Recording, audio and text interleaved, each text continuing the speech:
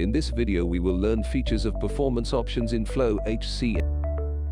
First of all, we will log in into FlowHCM portal. Here is the dashboard. Click on the performance module on top navigation bar. So here you can see performance setup form. Click on action and then edit button. Click on performance option form. Section-wise option allows to categorize your objectives in evaluation form. If selected yes, another option will be enabled, either to use matrix box or not.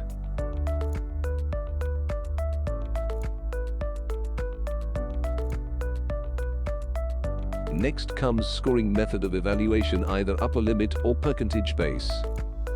Then define the score limit and number of KPI choices to be allowed in evaluation. KPI choice description will enable a text box adjacent to KPIs for any explanation.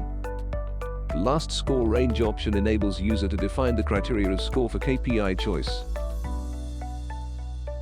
After changes, click on Update button. System will show a small pop-up indicating that your request is successfully submitted.